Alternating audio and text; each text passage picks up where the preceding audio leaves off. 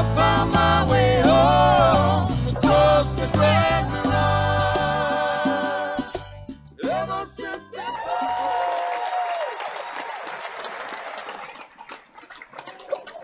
Oh, the better to see you with. Hi, yes, I'm Alison Arngrim, and this is the Alison Arngrim Show. Some of you may remember me as Nellie Olson, evil Nellie Olson from Little House on the Prairie. But tonight, I'm Alison Arngrim, and this is the Alison Arngrim Show. And here in the Alison Arngrim Show, we talk about things that make us feel good. The TV shows and the movies that made us feel good, and the people who made them, and people who are doing things now to make the world a better and more interesting place.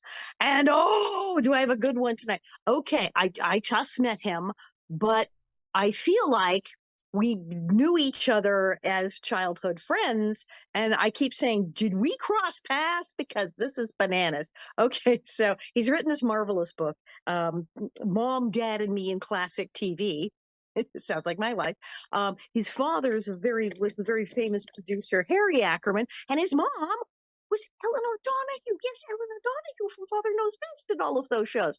So he grew up in the same kind of wacky Hollywood milieu that I did. And I'm reading his book and going, and I was at that. Yes, and I know that person. I knew that person. Okay, this is getting like spooky. When I like at one point just stopped and said, I have to do word search my own name and Little House on the Prairie to make sure I'm not in here at some point, because this is crazy. Absolutely fabulous, marvelous stories, fascinating person through show business, got into show business, and then became an Episcopalian priest. Wait, what? Yes! Ladies and gentlemen, the fabulous Peter K. Ackerman.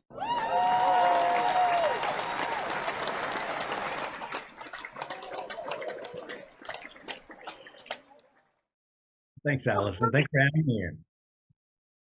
This is great. This is great. Yeah, I'm reading your book and I'm just going, and that was my week. Wait, what? Batman? Wait, as a child, I was just talking about this morning. It's so strange. I was with, you talk about being on the set of Batman. My agent was Lou Sherrill, who was Adam West's agent when I was a child. I was with Batman's agent, so it was all like crossing over. Hollywood is a tiny, tiny town. People joke about this. Oh, it's a really small town. There's like 50 people. They just move around a lot. It's true. It's crazy. When I read someone's autobiography, grew up in Hollywood at the same time I did, I'm like, So I was probably 10 feet away for like all of it's bonkers. And yours is absolutely this name drop circle because it's the same kind of people. You were born into absence. They say born into Hollywood royalty, and you were. Your father was executive producer on all of our favorite shows from our childhood, certainly mine. And then your mom was on all of our favorite shows. And you were just growing up in this. It was all normal at the time for you. Right. It was. I was born, my first memory or second memory really was my mother on television. I was sitting on her lap, and Father Knows Best was on its weekday rerun, Channel 5 at 4 o'clock. And in walked her character, Betty Anderson, the oldest daughter on Father Knows Best. And she said, look, honey, look, there's mommy. And I looked and saw my mother on the screen in black and white. And okay, that's what it is. And as we had in a prior conversation, it was a few years later, I'm with my friend down the street, Johnny, and I finally asked him because it was bothering me. And I said, Johnny, my mom's on Channel 5 at 4 o'clock. When is your mom on? And that's when I learned that. And he said, Peter, not everybody's mom's on television. I'm like, oh, that's when the penny dropped. I swear, until I was about 6 or 7, I thought everybody was on TV. That it was like the Andy Warhol's 15 Minutes of Fame. I thought people took it in turns. They took it in turns. And then when are you? I love that. When does your mother go on? It was like, but my mother was in all the cartoons, and so her voice would just. It was perfectly normal to turn on the cartoons and have her be all of them. And even the one she wasn't starring in the Office of the Gumby cast, but sometimes she'd be a guest. So I'd be watching a completely unrelated cartoon, and suddenly her voice comes out. It's like, surprise, she's in that one too. And I thought that was like totally normal. It was very normal to have your mother be a cartoon. It was years before I knew that was not how people. Yeah, people did not live like that. Yeah, and your and family, you enjoyed it enormously. You tell fantastic stories of being a small child and then even old child and going to the sets and meeting all of these people and having them be just regular folks that your folks knew. yeah, I just fell in love with the industry at an early age. And one thing my parents did is in the family system, I was born at the top of their careers. My dad was doing all these shows at Screen Gems, Bewitched, Dennis the Menace, The Flying Nun, and he was also the head of production at Screen Gems as well. He had been the vice president for West Coast programming for CBS and helped to start I Love Lucy, and just his hands were everywhere. But at home, we were just a regular family. We were like a family out of one of his TV shows. So there was none of that, and you get it some places, that Hollywood elitism that you'll get. And we were just regular folks. So going to the magical place, the studio, was just always a hoot. And the first time was really, my dad did it as a favor. My older brother Brian and I loved Batman, and my dad knew the executive producer of Batman, so he made arrangements, took us to the set, and that was a really pivotal moment for me, because I remember standing with my older brother in the stately Wayne Manor interior set and seeing the bust of Shakespeare, and the bookcase was already slid open. I could see the bat poles, and I walked over, looked down, and there were just about a 6-foot drop and two large kind of sofa pillows down there to help stop the actors when they slid down them. And it wasn't the Batcave. And it didn't disappoint me. I got it that this was magic, and okay. And that was it. I was in Now, love. but how old were you then when you saw the bat holes and realized it's not the bat cave? So I probably went, it must have been in 67. So I would have been 5, Oh, really, 6. totally the same age. And that's the thing is I knew I'd been with my mother to the studio and seen that cartoons are some people go in a room and talk into big microphones, and somebody somewhere is drawing pictures and they make this thing. And I knew when I had been to sets, it's weird. I knew a lot of stuff wasn't real. I wasn't upset by it, but I knew stuff wasn't real at 5, 6, 7, 8 watching TV. And I had friends who were still just sure that tiny people were inside the television, if not, that it's just this was real. And it's so strange to, as a young child, have that sense of reality versus fantasy and actually know that the TV isn't real that early. That's, I mean, people don't learn that until they're adults. Right. And some of them still think, everybody they see on TV is just that way in real life and has gone through those experiences. And I have to laugh. And my mother is still alive and retired. And, people will ask her questions, like they'll name a show and they'll say, when your character picked up the spatula instead of the spoon, why was that? And she doesn't know. It was just, that was the prop. And they said, pick something up from the table when you move across the room. And that's what she did. But it wasn't like she put a lot of thought into it. Oh, and we have to break it to people all the time with Little House on the Prairie that I'm sure. that was not real snow. And no, we weren't in the mountains. And no, it doesn't look like Minnesota because we weren't in Minnesota. And it's all thing. No, those were big plastic flakes. And really, it looked like snow. No, it's not that snow. And just the things for us. And it's 50 years later, and you would think. But it's fabulous to learn that as a kid. You have Paul Lynde stories. Now, how did you meet Paul Lynde? I met Pauline. It was the greatest opportunity for me when I was, I guess we're talking now about 74. So what am I, 12? Yeah, I And think we're exactly the same age. This is I crazy. think Okay. we are. I read your book, and I think we're born in the same year. I don't mind naming it, but I don't want to out you. So, That's but fine. That's fine. They all know. They all know. they all know. Okay. This year, I'm the same age as the year I was born. So I'll just put it down. Yes. Yeah. What month is your birthday? Have you turned it yet? April. I've turned it. Oh, Yeah. you're sorry, January. Yes, I've Okay. been it now for, I'm 62 and a half. All right. Awesome. Awesome.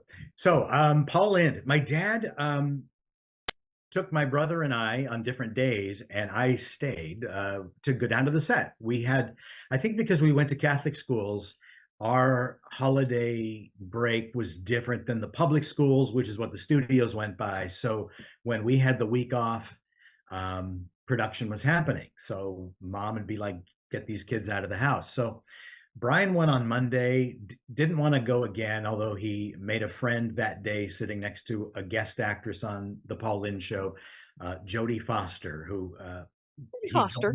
he joined in coloring.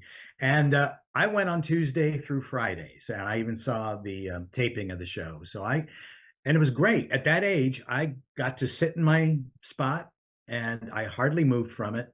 I was a shy kid, so I never talked to Jodie Foster, who was sitting up with her mother behind me in the stands, and got to watch production unfold and got to see what happens. And so on my first day, Dad took me backstage of the set, the back of the set, and there was Paul. And he took me over and said, "Paul, I'd like you to meet my son, Peter."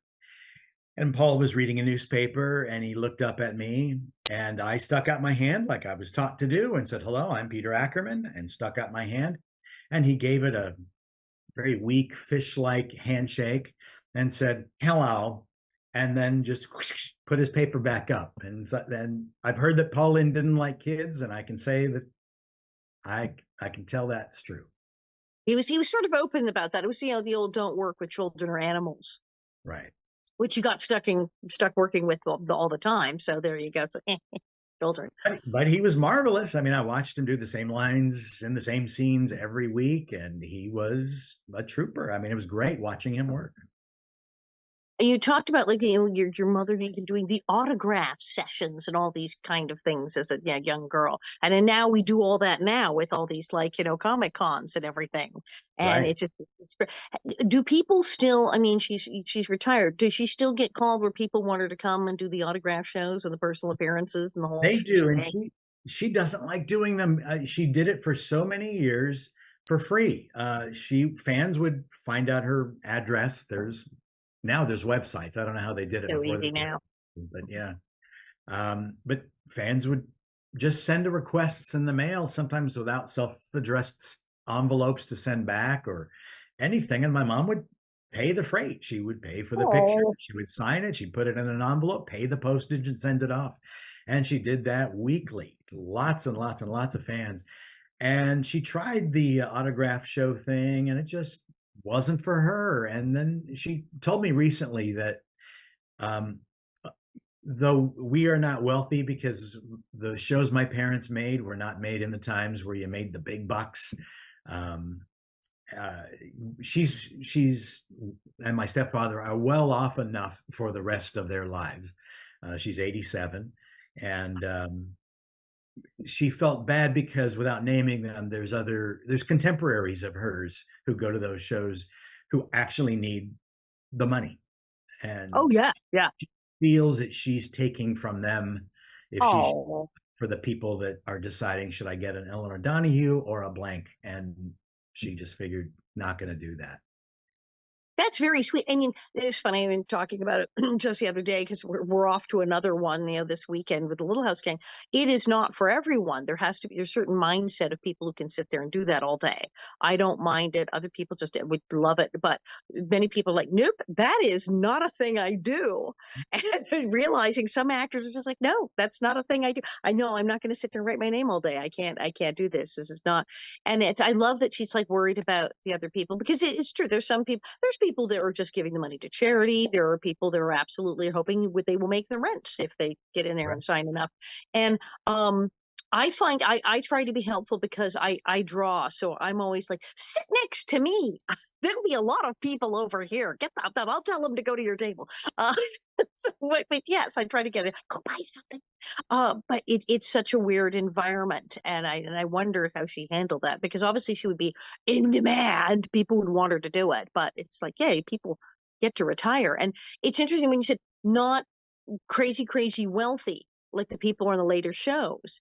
That's a phenomenon that people don't realize, that there was a period in Hollywood where you could be like a working class as person. You were a working Hollywood person and you made a living, but unless you were on one of these shows or this movie, you didn't get rich. That wasn't a thing. Right. And where my life would have changed, and I think I would have done poorly with wealth, is my dad had an opportunity during Bewitched, the the muckety mucks at Screen Gems went to him and to Bill Asher. Bill Asher was the director, the producer, and married at the time to Elizabeth Montgomery, and said, "How about we pay you less, but we'll give you ownership in the show." Bill said yes. My dad said no, and then we ended up struggling. And Bill I remember when my mom would go out to dinner with Bill and his wife, he had a stack of $20 bills. He's tipping the guy opening the door, the person that seats them at the table, the person that comes and says hello, and he just was lousy with money. But that's the thing, is it's that getting that piece of the thing. My mother she joked for years and years about it. My mother's alive. She talked about that. She did the first Family album, the one with Yeah. Vaughn Oh, Meaders, yeah. JFK. She was Caroline and John John. When all the people were signed to do that, they were asked if they wanted a percentage or a flat fee. Everybody took the flat fee because they didn't think it would go anywhere. They didn't think it would even get distribution. So the producers made out very, very, very, very well. And my mother's like, ugh, I should have taken the percentage. What did I know? You'd have gone to private schools. It would have been whole. We don't realize it. And like Little House, we got paid okay. We got the residuals. We were in that in perpetuity 70s zones. We got the residuals. But I always tell people it wasn't Friends money. Right. Right. That was a whole other universe. They didn't pay people that much money on a show. It didn't exist. And we just know, and none of us got that level of money. And people didn't. And many people who you saw in dozens of shows, Right. they got a house eventually, but like a regular size house that they live in. Yeah, and the movie Once Upon a Time in Hollywood, I love that movie. It takes me back to where we grew up in the era and everything. A great example of an actor who's plugging away doing the thing and not necessarily rolling in the dough, but I love it. That movie, I laughed so hard. I'd heard about it. My friends were all saying, they said, never mind any of the Manson stuff. No, no. If you grew up in Hollywood during Yes. that time period, or heaven forbid you were in the industry at that time, go see this movie. All my former child star friends were like, go see this movie. And they were in a star. And I did. I burst out laughing. And when the little girl on the porch in the Western TV show is giving him the hard time, I turned to my husband and said, I'm sorry, I didn't realize I was in this film. Yeah, it's just I was hysterical the whole thing, but it was so dead on. And we grew up in this whole time period. People wondering what was it? We grew up in that Once Upon a Time in Hollywood time period. In that whole zone where there wasn't social media yet. So actors, you didn't know them unless maybe you saw them on talk shows or interviews. So to see them in your living room at dinner or go to the set was really weird. Yeah. It's not a usual thing. And for us, I mean, just seeing them around town, and it wasn't, I don't know how it is today because I don't live on the West Coast anymore. Gosh, I remember growing up, Studio City, I'd go to Winchell's Donuts and I'd be walking in and walking out as Leif Garrett. And it was no big deal. It was just Leif Garrett went in there to get a donut. I'm going in to get a donut. Leif Garrett's here. I remember I used to work at that McDonald's across from CBS Radford. That was my first job. Wow. And somewhere, that's why I remember that area so well. I think I was driving by this time, and I remember your star on Little House on the Prairie. I'm sorry, I can't pull names when I need to. Michael. Melissa Gilbert. Melissa Gilbert. Melissa Gilbert, yeah. Was not, I don't know if she was working at CBS Radford or was living in that area, but she was roller skating. Right. I used to see her roller skating all the time down Ventura Boulevard. Normal thing. That's right. Yeah, because her family lived in Encino, and she was in that area and everything. Schwab's drugstore, which is a real thing, not just made up thing. And Dick Van Dyke would be eating at the counter. Just everyone, you would walk in and you would sit down next to a famous person at the counter, and this was completely normal. You're picking up your dry cleaning, going to Burbank Airport, all of that, and you see famous people. Yeah. It was like a my freaking go-to movie. place when I was in my 20s, maybe 30s, and people would come to town and they'd say, we want to see somebody famous. Where should we go? I'd always tell them to go to Jerry's Deli when Jerry's Deli existed on Ventura Boulevard, because that was a place. Just sit and give yourself 5 minutes and look around. You'll see somebody. Hamburger Hamlet at Sunset and Doheny Mhm. was also crawling with people because the 9000 building and the other offices near it were all the agents and managers were. And they would all meet with their agents and boom, so like, but Yeah. yeah, you could go get fries with people. It was just totally, um, you have a whole long story in there about the whole bewitched thing. As you said, Bill Asher married to Elizabeth Montgomery, and you refer to her as Auntie Liz at several Right. points. She was this close to Elizabeth Montgomery, and then they're splitting up in the show, and it was a huge thing. And people forget families are involved, and people get tangled up with these. And then what happens when things happen? Yeah. And it was such an interesting time to grow up and place to be. So Liz and Bill were Aunt Liz and Uncle Bill to us Ackerman boys. I'm one of four boys, by the way. And apparently my mom and Liz, I learned later, were in a race to have a girl, to see who would have the girl first. And so my mom had me, they had Bill Jr., then we had my brother James, and they had Robert, and then we had my brother Chris, and they had Rebecca. So they got the girl. They And won. they won. But we were close, and they were always at our house. I think every weekend they were at our house. And so I'd go to the set and I'd see people I knew, and it was great. And my last time on the Bewitched set, I was sitting, Dad left me, he had something to do. And so I was sitting in his director chair and had Liz and Dick Sargent on either side of me. And we were playing the Jumble game that was a puzzle in the LA Times. And, and, um, it was just such a magical day. I'll skip the story. There was kind of a joke she played during the Jumble game. We can get back to that. It's in the book if people are interested. Um, at one point, they were filming a different part of that scene where she had to faint, and the director made a comment about her derriere. And oh, Liz, honey, I could. And it wasn't her husband directing this episode. Oh, Liz, honey, I could look at that all day, or watch you do that all day. Uh, Yikes. and it wasn't uncomfortable based on the crew. It was, she laughed, they laughed, but that was Aunt Liz, and she did what my mom did, and I saw my mom act on sets like I'm seeing her act, and it just didn't compute. And I something was up, and I was too young and innocent. I didn't know any divorced people, didn't know about that. And but it didn't surprise me when whatever time it was after that, whether it was a month or 2 months, the show ended. And Wow. I heard it end.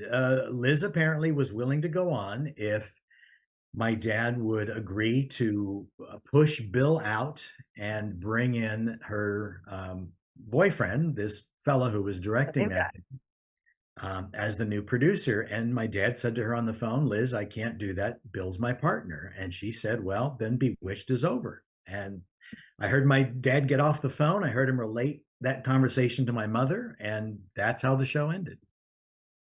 And see, this is mind blowing to people. People don't realize that people's personal lives in Hollywood do interact and do factor in. People go, why did that show end? Was it the ratings? Was it this? Well, no, this person got a divorce, but this person's ex-husband was still the partner. You're like, wait, that's a thing.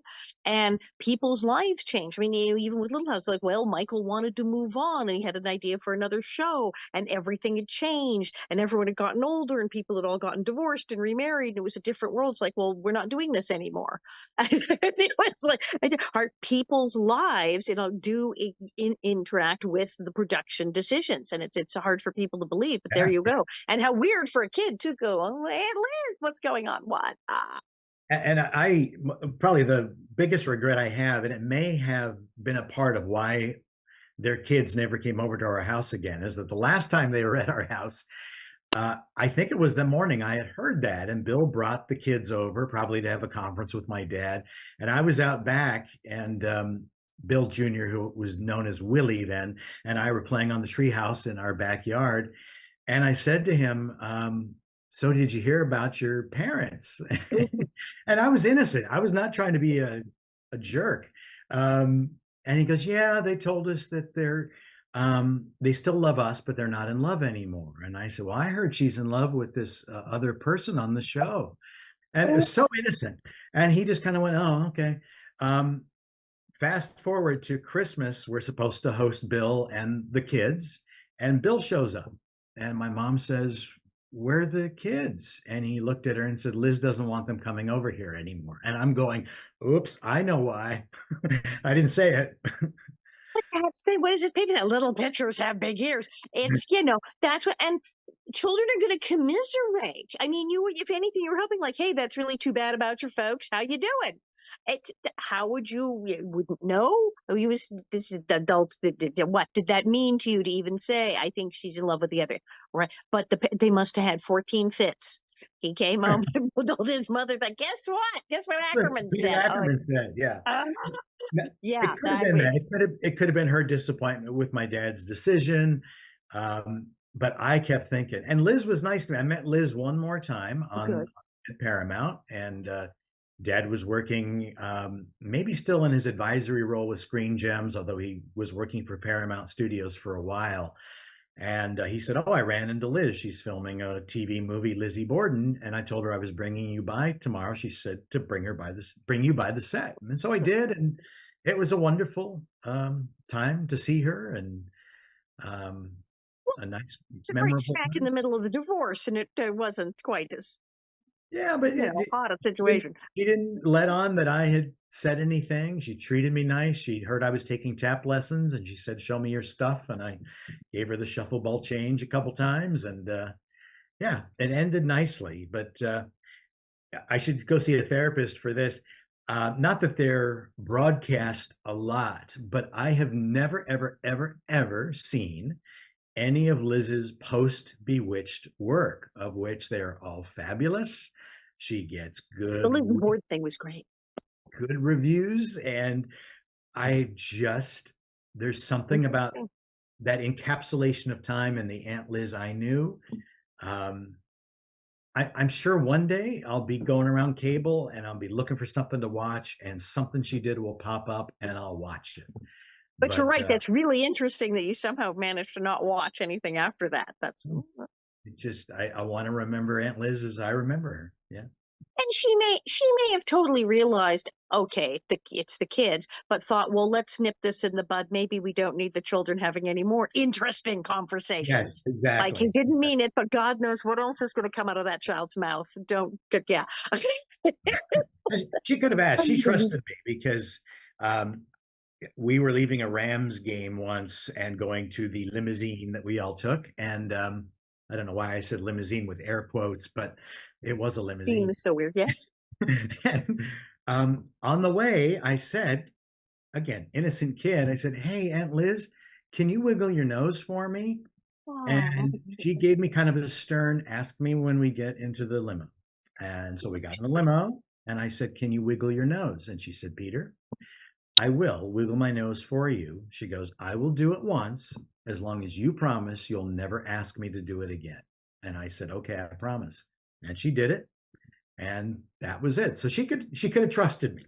but that was cool because she's like, I'm not wiggling my nose here in front of 8,000 people Right. because it's, yeah, when we're alone, we will wiggle the nose. It's understandable. But that's the thing, to be a kid in these situations with all of this stuff going on, but with a child's innocence going, wait, what is happening? Why is this all this going on? It's so strange. It's such a strange phenomenon. And obviously I was there, I know. And so that's why I found your book fascinating. And of course you talk about all the stuff your parents did back in the beginnings of television, which going back to radio, and that the infamous the three camera method that all of us know, the three camera method of every sitcom ever on the face of the earth, and everyone talks about who started it, how did it start. Your father was there; he was part of the Part of it. beginnings of the three camera method.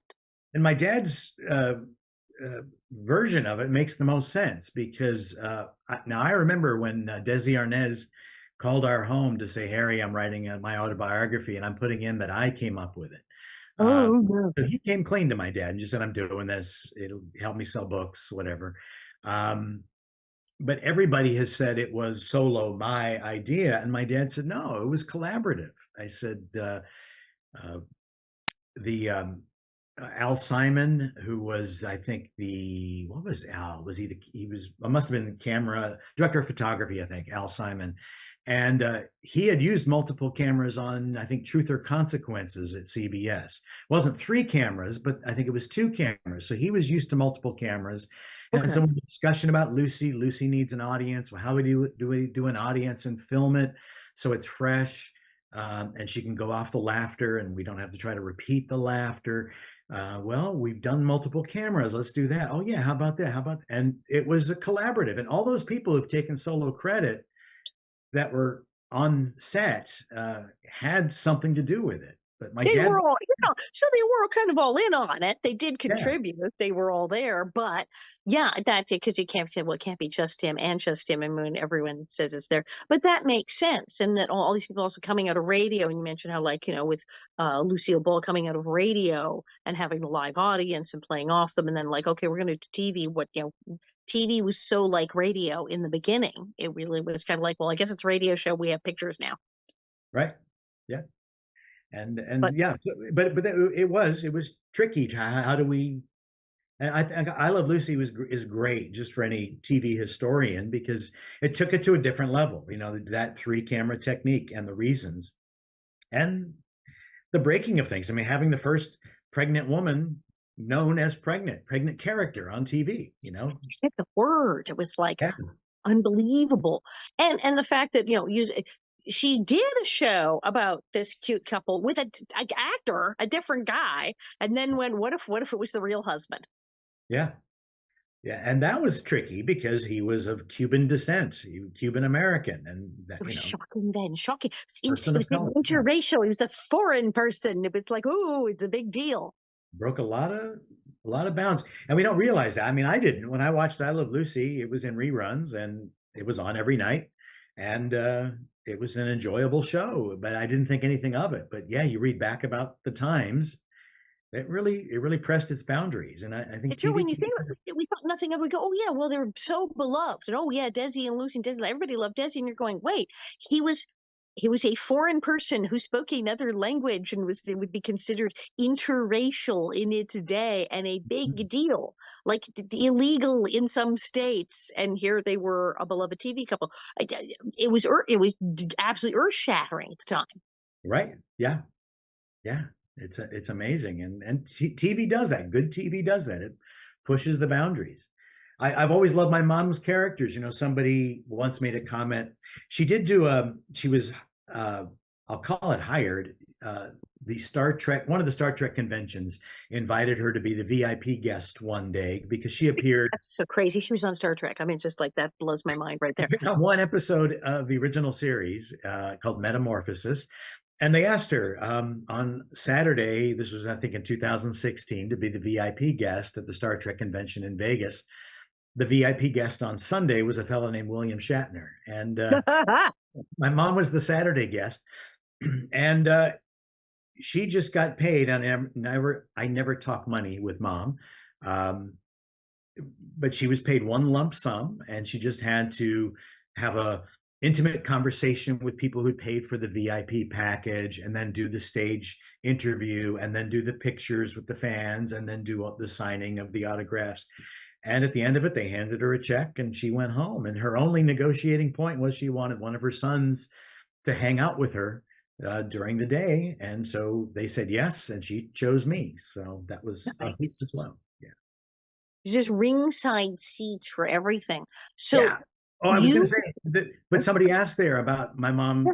Not, it was weird. They said that she in Metamorphosis played such a strong character, and I said, Betty Anderson in Father Knows Best was a strong character, and Ellie Mae in Andy Griffith was a strong character, pushing boundaries. Ellie Mae Walker ran for city council. There's an episode in the first season, and that right. makes everybody's head explode in Mayberry because a woman is running for city council. Oh, she didn't play like the Dottie, Dizzy, or the dumb characters or everything. She played the characters who were out doing stuff and were very active. Oh, yeah, no, that totally makes sense.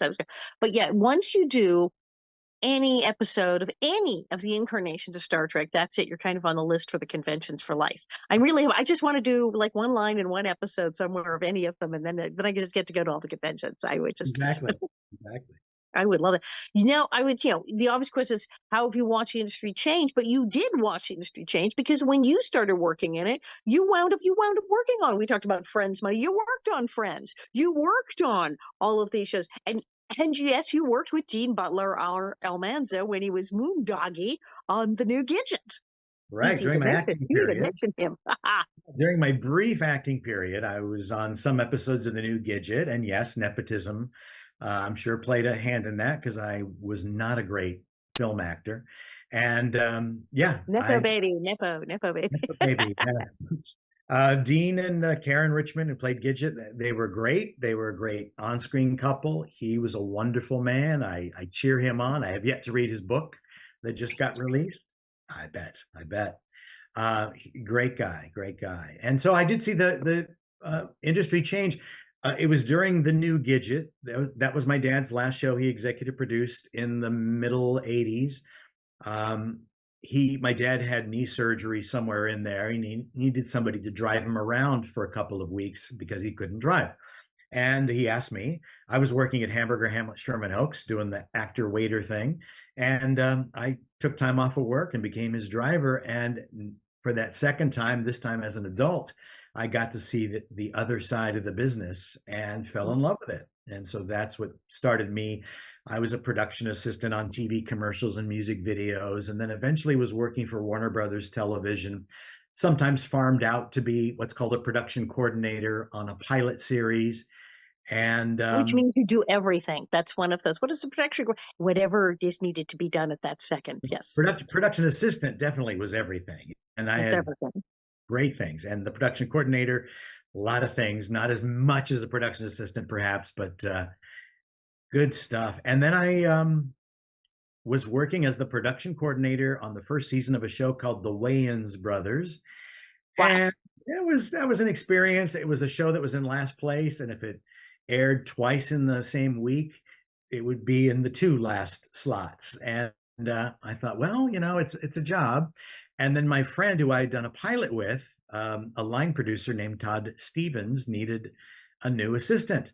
And his show had been picked up the year before, and his assistant was leaving after season 1.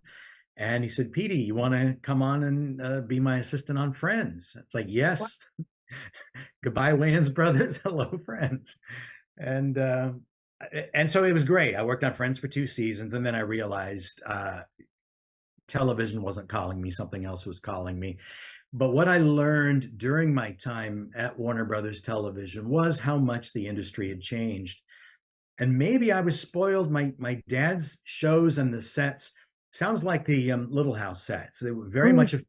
The people came together, worked together. Everybody was working on the same product.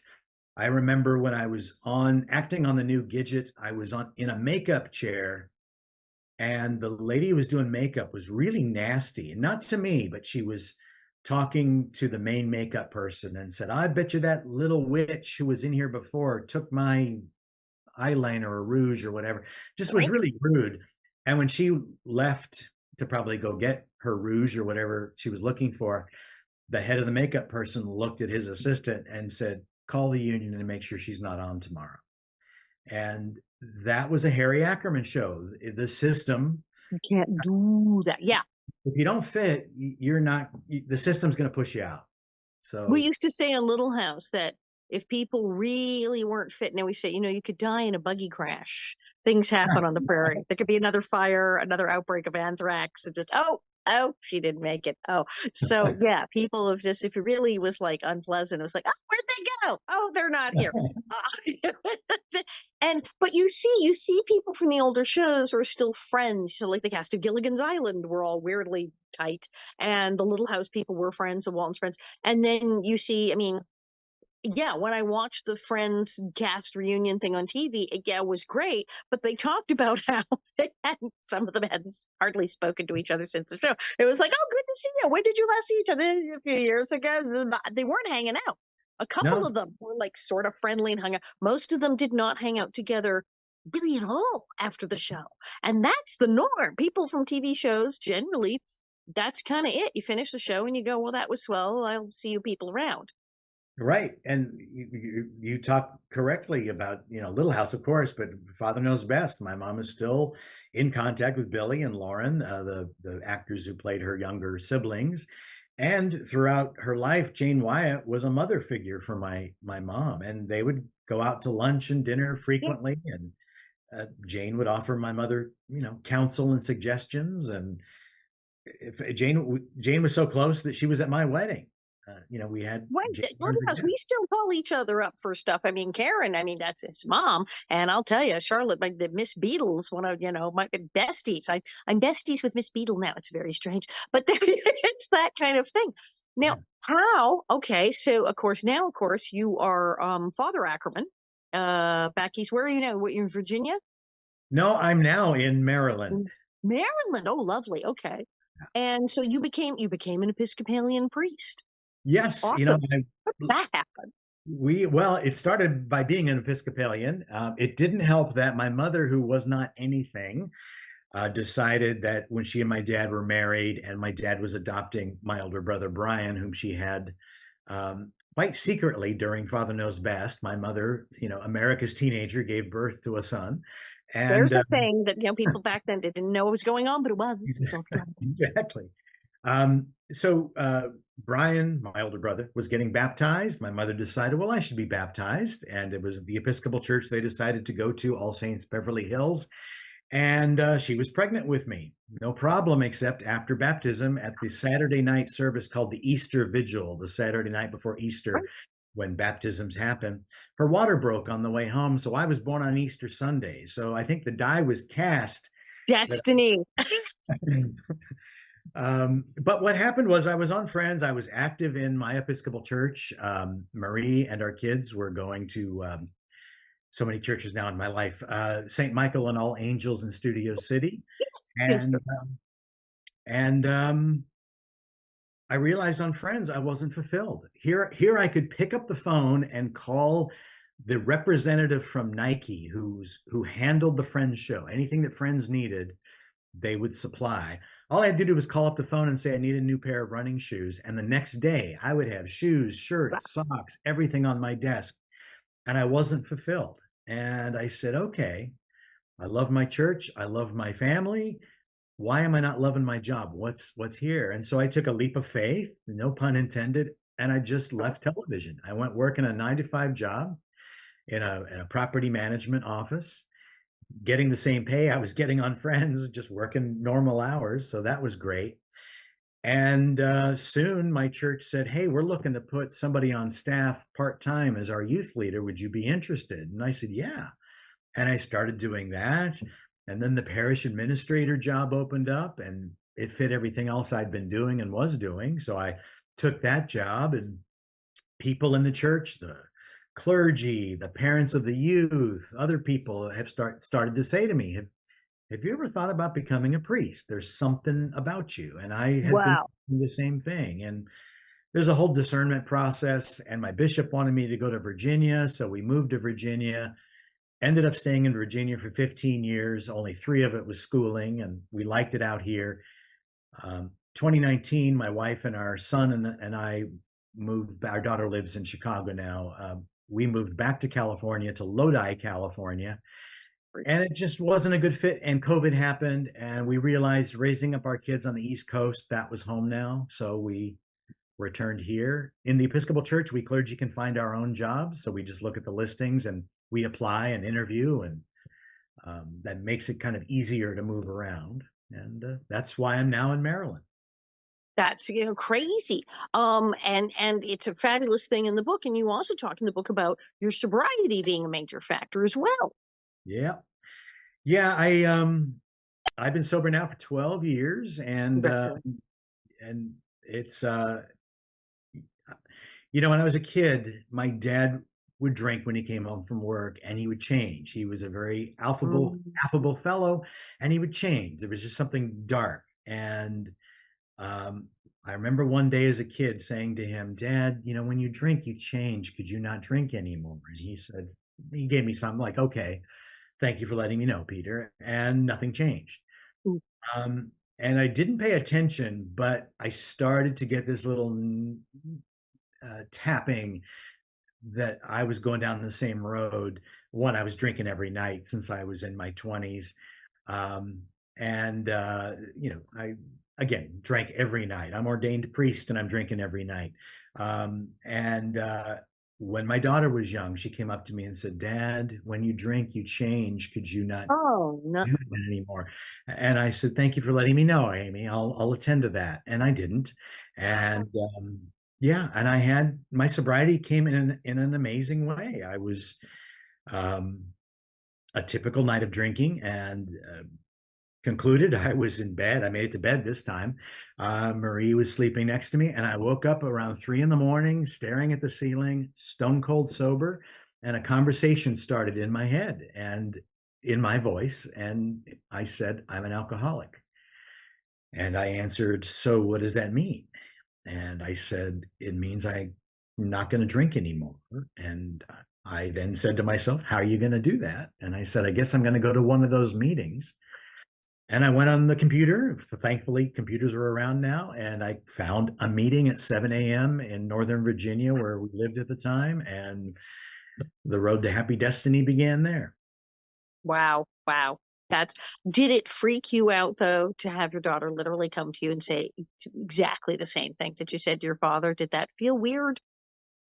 It felt weird in the fact that as an alcoholic, we pretend, and we're really good at fooling ourselves. I pretended that I wasn't and that I didn't have a problem. And when I heard that, I think what I did was I told her the right thing and then I drank it away so I wouldn't have to face it. Because now that I look back on it, I know exactly how I was feeling. I was caught. She caught me.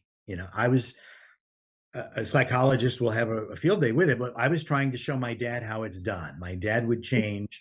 I was going to show you could drink and just be happy and have a good time, and that's it. And I ended up becoming just like my dad was. Uh, And he over time, he never went into any rooms that I know of, never admitted to anything.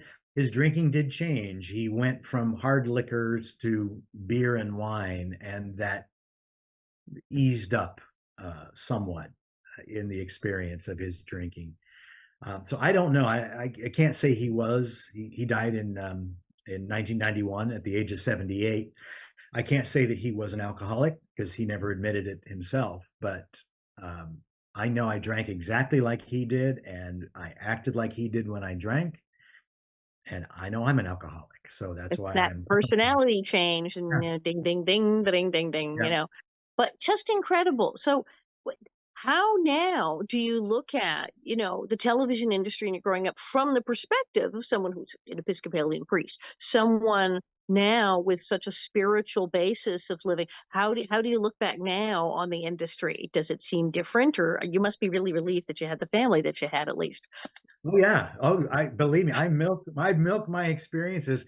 But part of the reason I wrote my book, Mom, Dad, Me, and Classic TV, is that um, I would share my stories as kind of sermon stories. So I'd open up a sermon, you know, telling about the time I was on Batman and this happened. If I don't just tell it, but if there's a way to weave it into the text, we have Great to. angle. Great way to get the congregation to wake up and Exactly. not fall asleep during the service. Did he say Batman? Exactly. As long as you can get the story to be as part of the tie-up of the sermon as well. And so the point is really on the scripture. In the Episcopal Church, we're on what's called a lectionary, so we know any given Sunday what the readings are. So sometimes I'm looking at the readings and I'm like, okay, this is where I feel God's calling me to preach on for my congregation. And then I'll think, what's a good story to tie in with this theme? And I'll say, oh, I know. And so I weave in Hollywood stories, not all the time, but frequently. So I milk my Hollywood past. And Absolutely. people kept saying to me, you should put those into a book. You should put them into a book. And finally I listened. I'm so glad you did. Where can people find you? Where can they find your book? Where can they talk to you? You have a website. Where do we find you? Because I have a full-time vocation, I'm not I into see. this whole author thing. So I You're don't have not a on website. TikTok then. Exactly. Um, I do have a Facebook page, and of course, there's a lot of Peter Ackermans out there, including a Peter Ackerman producer. So, if you put in my middle initial K, that will help. Peter K Hey, Ackerman, Ackerman. And then I've also got on Facebook a small page devoted to my book, Mom, Dad, Me, and Classic Okay. TV. I've had people that want to have a book signed. They buy it. I can arrange for them to mail it to me, and I'll sign it and send it back to them. And And they can order it. I have it on Kindle. I totally yeah. order on Kindle, and it's fabulous. And so they can get it. Did you do an audiobook as well? No, Bear Manor Media is my I love publisher. Bear Manor. Oh, you were Bear Manor. Love Bear Manor. Yeah, and great books, great books. And they in my contract with them, it said I could opt to do the audio if I had the equipment, and I'm not a voiceover person. And during COVID, I looked into it. I just don't have the wherewithal to make the sound room and all that. So I don't know that it's going to be made into an audiobook. Barnes and Noble carries it, Amazon carries it in Fantastic. paperback forms, hardcovers, and as you said, digitally. Never know, because our fabulous Miss Beadle, yes, at Charlotte Stewart, a lot of my friends who went with Bear Manor, and a couple of them said, "Oh, okay, well, I did a separate deal with did an audiobook, so Okay, there's hope for you yet." We'll good. get. Good. I'll check that out. But yeah, no, it's a marvelous book for anyone. If you liked Once Upon a Time in Hollywood and love the stories of how TV began and Miller Donahue and fabulous stories of a child going, wait, what is happening? Oh, look, everyone's on TV. Fantastic. And then a whole story of just of finding yourself and your true calling. It's a marvelous book and well told. And you clearly adore your family. They come really jump off the page as lovely people. And they are. So thank you, Allison. All right. Well, thank you so much for coming on, and thank you. And I'm Alison Arngrim, and this is the Alison Arngrim Show.